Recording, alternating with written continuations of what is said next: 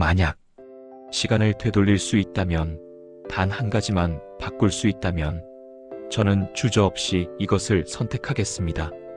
올해 77의 한 노인이 전하는 이야기입니다.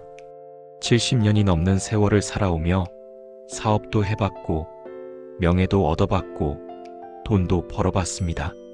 하지만 인생의 황혼에 서서 돌아보니 정작 가장 중요했던 것을 놓쳤다는 걸 깨달았습니다. 그것이 무엇인지 지금부터 들려드리겠습니다. 삶의 고백 채널을 찾아주신 여러분, 감사합니다. 이 채널은 진솔한 인생 이야기를 통해 우리 모두가 공감하고 위로받고 배울 수 있는 공간입니다. 오늘의 이야기가 여러분 마음에 닿았다면 구독과 좋아요 부탁드립니다. 여러분의 작은 관심이 더 많은 진솔한 이야기를 전하는 힘이 됩니다. 그럼 이제 한 어르신의 고백을 함께 들어보시겠습니다. 제 이름은 김영수. 평범한 이름처럼 평범한 삶을 살았습니다. 아니, 평범하다고 생각했습니다. 1948년생인 저는 전쟁의 상처가 채 아물지 않은 시대에 태어났습니다. 가난했습니다. 정말 가난했습니다. 보릿고개라는 말이 그저 역사책 속 이야기가 아니었던 시절이었죠. 그래서 저는 다짐했습니다. 내 자식들만큼은 배고프게 살지 않게 하겠다. 25에 결혼했습니다. 아내는 예쁘고 착했습니다.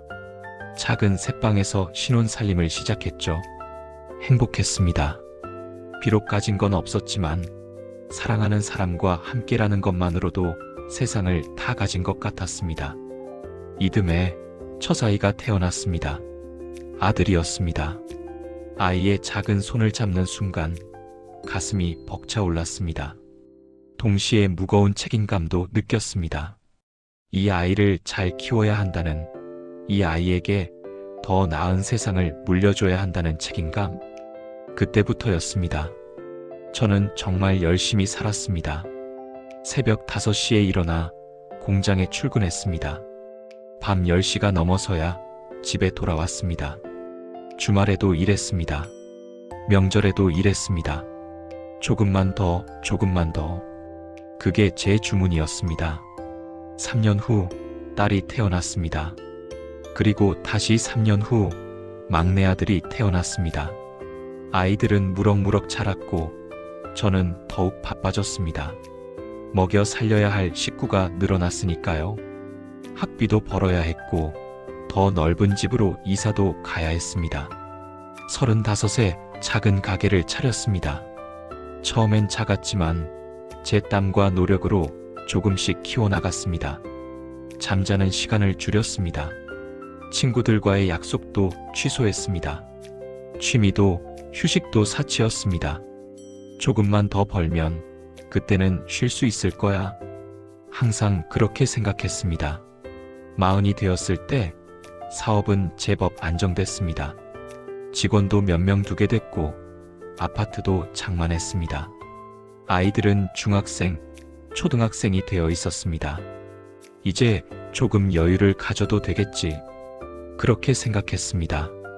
하지만 막상 일을 줄이려니 불안했습니다. 경쟁자들은 쉬지 않았고 세상은 빠르게 변했습니다. 뒤처지면 안 됐습니다. 그래서 더 일했습니다.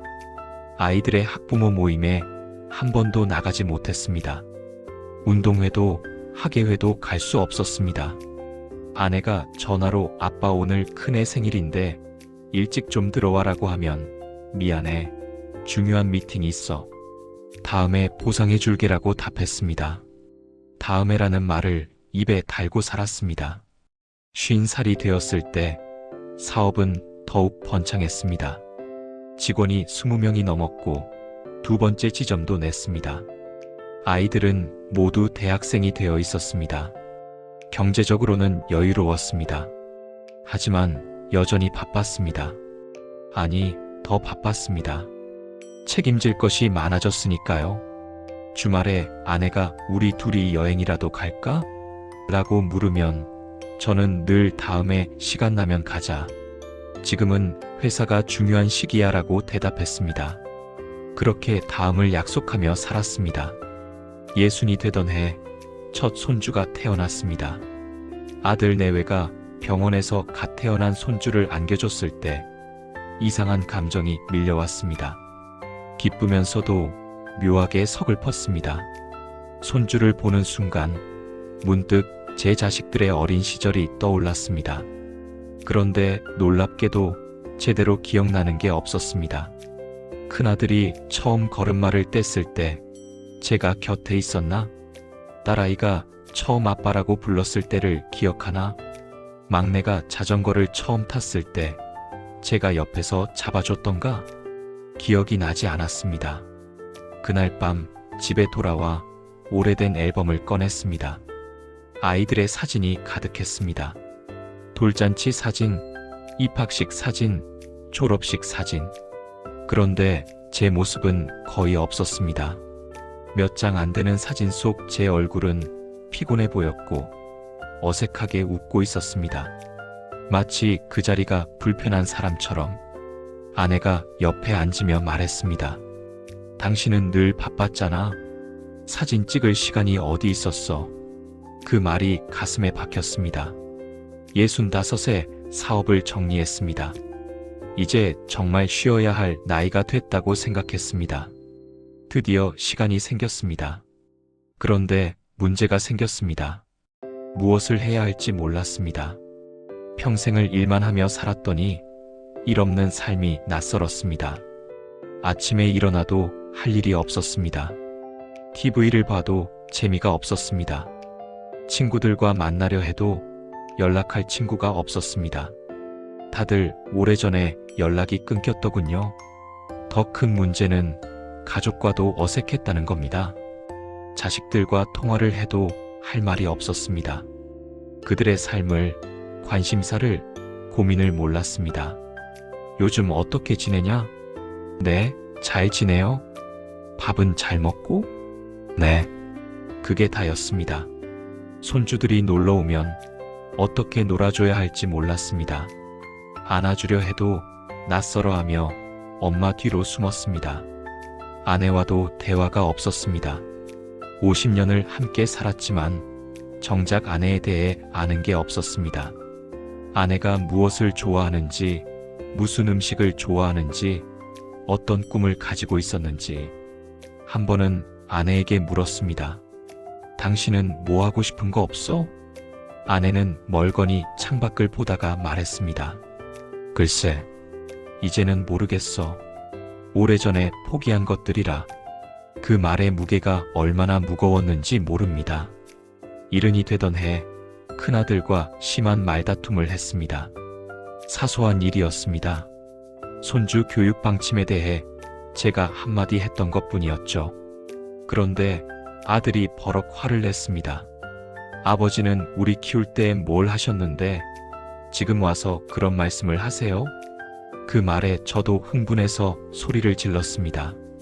내가 너희를 먹여 살리려고 얼마나 고생했는데. 아들은 쓴웃음을 지으며 말했습니다. 맞아요. 아버지는 돈은 벌어오셨죠. 학비도 대주셨고 좋은 집에서 살게 해주셨어요. 그런데 아버지가 기억하세요? 제가 왕따를 당해서 학교 가기 싫어했던 거? 제가 밤마다 혼자 울었던 거? 제가 고등학교 때 방황했던 거? 아버지는 그때 어디 계셨어요? 회사에 계셨죠. 늘 그랬잖아요. 아들은 돌아서며 마지막으로 말했습니다. 전 아버지가 그립지 않았어요. 늘 안 계셨으니까요. 그냥 돈 벌어오는 사람이었어요. 그날 밤 잠을 이룰 수 없었습니다. 아들의 말이 계속 머릿속을 맴돌았습니다. 아버지가 그립지 않았다는 그 말이 가슴을 찢었습니다. 다음 날 딸에게 전화를 걸었습니다. 그리고 조심스럽게 물었습니다. 아빠가 너한테 어떤 아빠였니? 딸은 한참을 침묵하더니 말했습니다. 좋은 아빠였어요. 다만 좀 낯선 아빠였죠. 항상 피곤해 보이셨고 집에 계실 때도 마음은 다른 곳에 있는 것 같았어요. 혹시 아빠한테 원망 같은 거 있어? 원망이요? 아빠가 뭘 잘못하셨어요? 우릴 위해 열심히 사신 건데. 다만 가끔 아빠가 우리랑 함께 있었으면 좋았을 것 같아요. 돈보다는 그냥 같이 있어주는 게 더 좋았을 것 같아요. 전화를 끊고 한참을 멍하니 앉아 있었습니다. 그리고 깨달았습니다. 저는 평생을 착각하며 살았습니다. 가족을 위해 산다고 생각했지만 사실은 가족과 함께 살지 않았습니다. 아이들에게 더 나은 것을 주기 위해 노력했지만 정작 아이들이 원했던 건 물질이 아니라 제 시간이었습니다. 아내를 사랑한다고 말했지만 실제로는 아내를 알려는 노력을 하지 않았습니다. 나중에, 다음에, 조금만 더.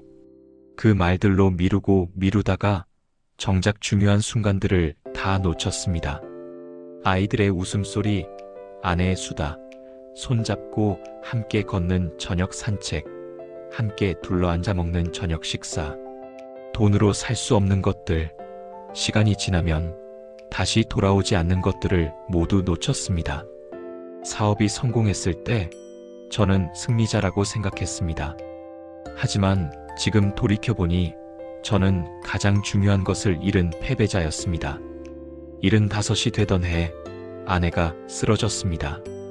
뇌졸중이었습니다. 다행히 생명에는 지장이 없었지만 왼쪽 팔다리가 마비됐습니다.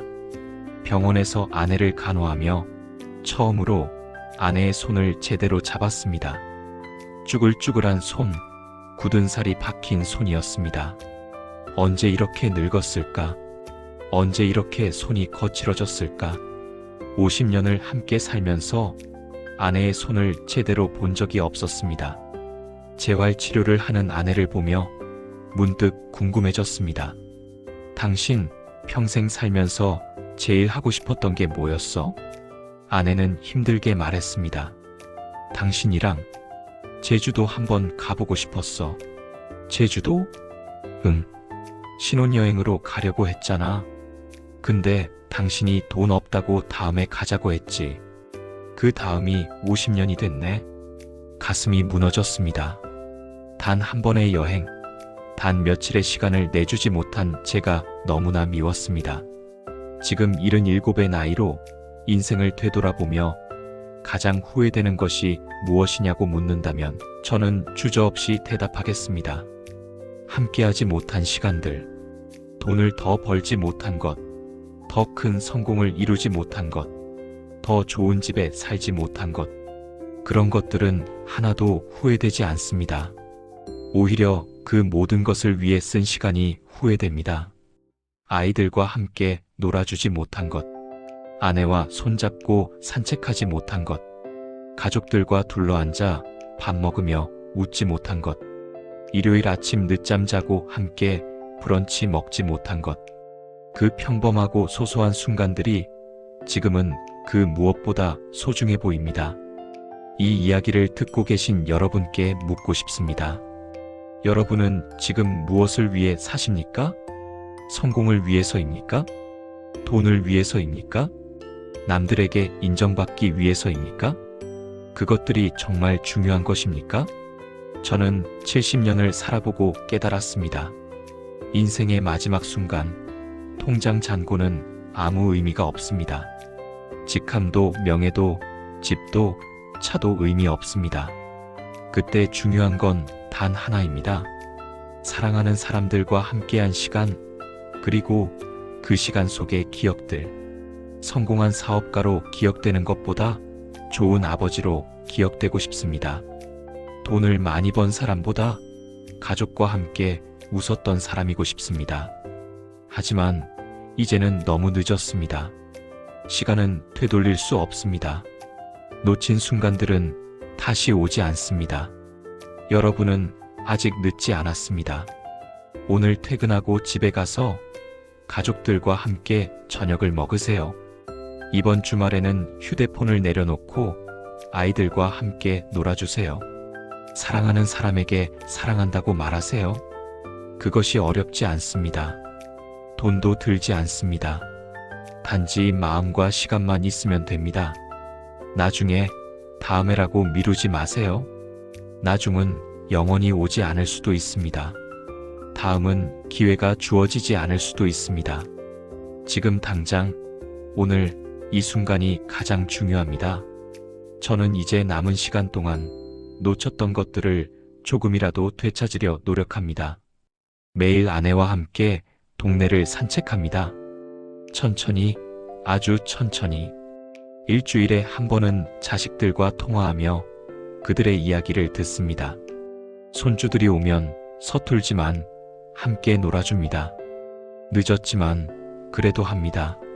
안 하는 것보다는 낫다고 생각하니까요. 이 이야기를 듣고 계신 분들 중에 혹시 저처럼 일에 치여 가족을 뒷전으로 미루고 계신 분이 있다면 부탁드립니다. 오늘 하루만이라도 일찍 집에 가세요. 사랑하는 사람들과 함께 시간을 보내세요. 그것이 제가 70년을 살며 깨달은 인생에서 가장 중요한 것입니다. 일은 대신할 사람이 있지만 아버지를, 남편을, 아내를, 어머니를 대신할 사람은 없습니다. 돈은 다시 벌 수 있지만 시간은 다시 돌아오지 않습니다. 성공은 언제든 이룰 수 있지만 사랑하는 사람과의 순간은 지금 이 순간뿐입니다.